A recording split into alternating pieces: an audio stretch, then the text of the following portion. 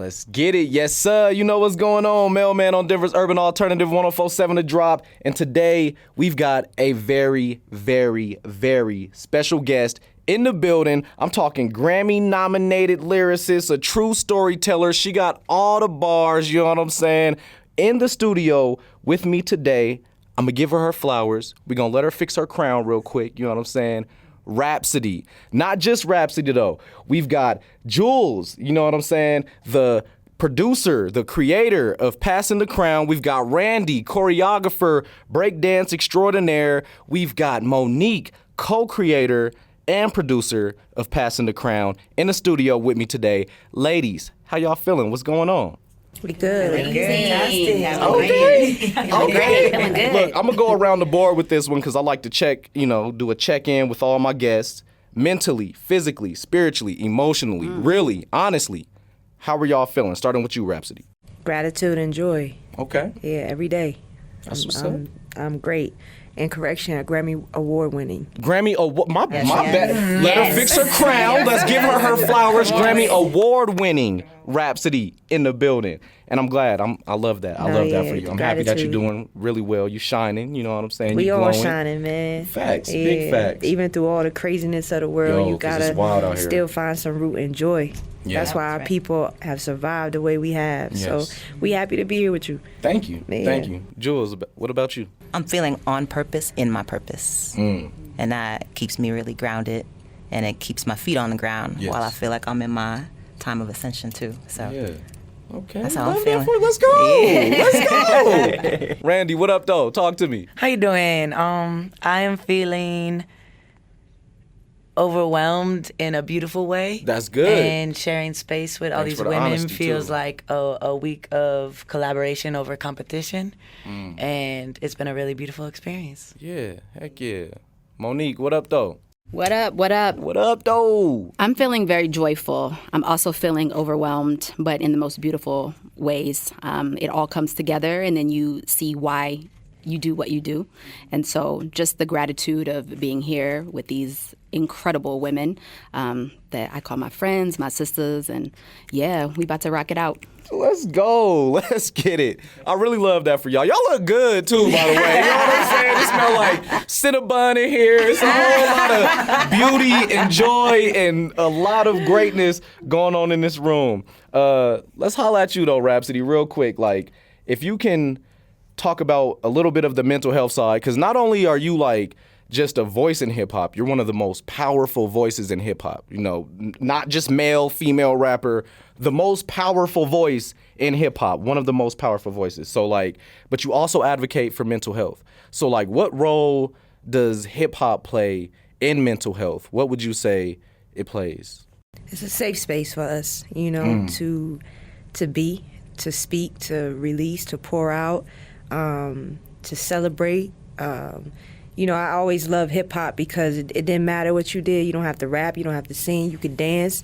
If you want to go spray on whatever wall and Facts. create, if you want to sit in your room pillars. and write on paper and write poetry, if you want to talk your talk, because the element of hip hop is knowledge too. Like, there's a space for you to just be and find yourself. So I think it's important to express yourself. Yeah. And however that comes out, sometimes it's going to be bold, it's going to be angry, it's going to be in your face. Sometimes it's going to be cool and fun. Sometimes it's going to be emotional. But, that's what's a part of self-care, just allowing yourself to be human, however that looks. And hip-hop always had a space for that, Like therapeutic Absolutely. kind of deal. Yeah, That's tell deep. your truth, be yourself. You know what I'm saying? And that's, Yeah. I didn't even expect you to hit me with the 5 pillars like that. You know what I'm saying? But yeah, that way. I've been on a Sister Soldier kick, mad heavy, so I'm just really deep in Coldest that bag winter right ever. now. Yes. No disrespect. I rock with it. Yeah. I want to ask you too, Randi, like with dancing, like and mental health, how does hip hop and breakdancing improve or help you regulate your mental health? Yeah, I think as Rapsody was saying, it's an outlet. It's another, if you can't play an instrument, if you can't be a part of music in these other ways, it allows you to still experience music in a very tangible, real way. And I think for a lot of breakers, the physicality of it lets us get out something that we can't necessarily get out in other ways. And there's a little bit of like beautiful self-destruction in breaking, because it's gonna be painful and it's gonna be hard, and it's like there's no shortcuts to it. You know, you got to put in the time and put in the work, and it also provides a beautiful community. The dance community is super tight knit, and we can travel anywhere now and find like-minded people that, no matter the language, share a connection. So yeah, you could be in the Olympics now, you know what I'm saying? But we ain't, respectfully, we know what happened the last time, but you know what I mean? was like, yeah, you can be in the Olympics. Yo, Monique and Jules, like going through mental health issues and struggles, you know what I'm saying? Like, how does being a creator and putting these shows in these spaces for people to express themselves help you through those tough times? I will speak to it just personally. I have experienced a great loss a few weeks ago. A dear friend of mine passed away after a 2-year battle with cancer, and I was one of her primary caretakers.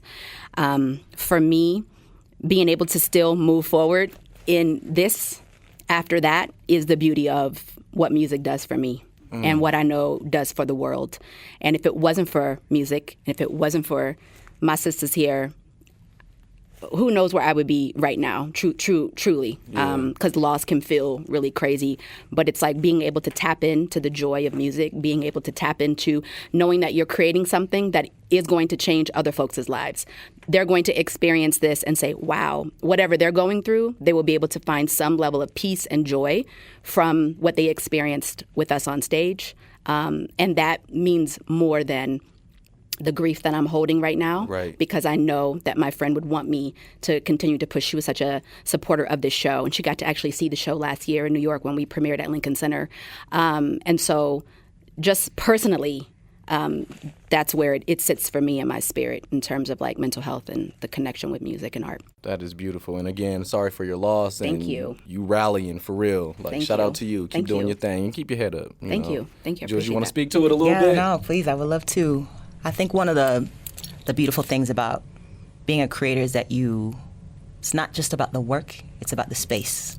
And for me, art is a mirror.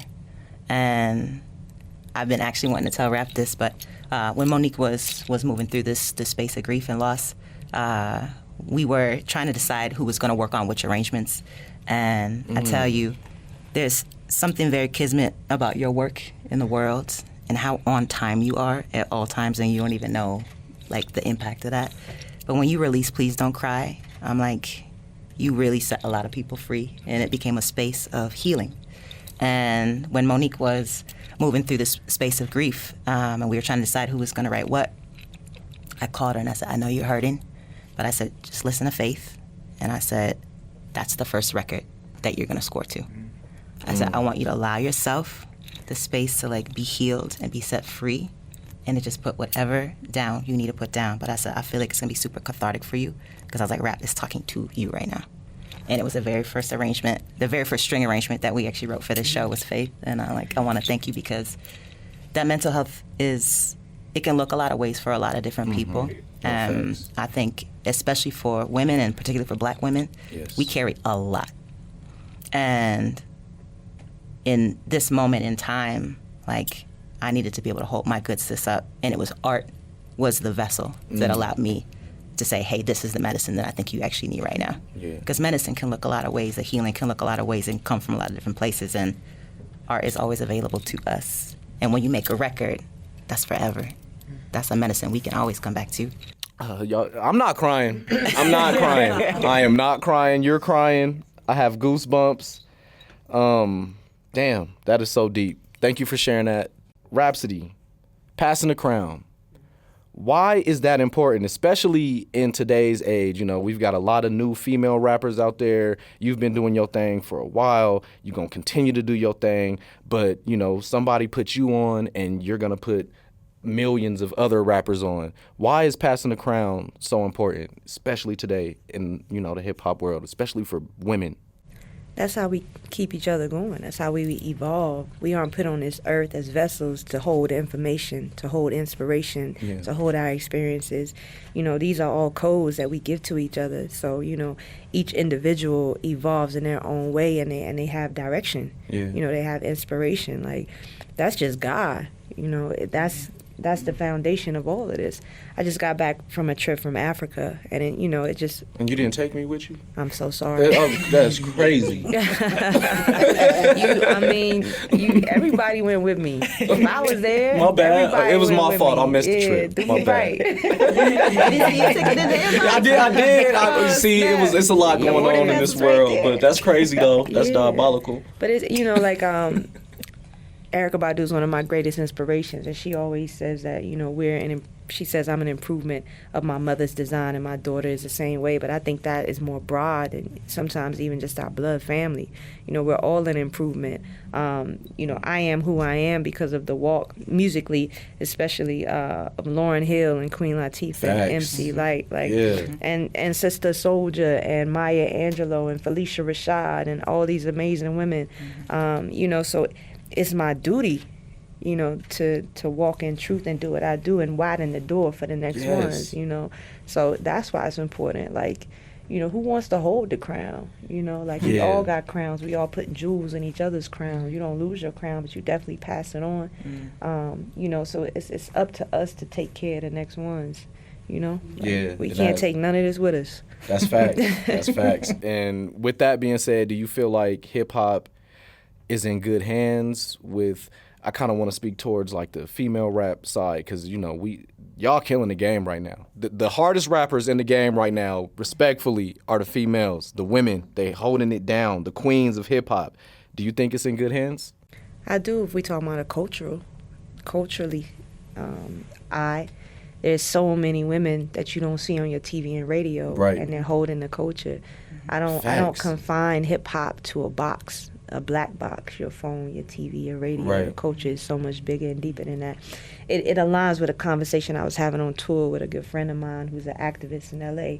And he was like, yo, like, we were having a deep back and forth, like, yo, where the leaders at? Ain't nobody stepping up. And we were like, one thing you got to understand is they'll never put our leaders on TV or radio again because they know the power of what that is. But you can't dismiss the leaders in every community. You know, there's a leader everywhere, and you can't dismiss this just because they're not in your face every day. So culturally, the culture is beautiful, you know, especially when we talk about what women are doing.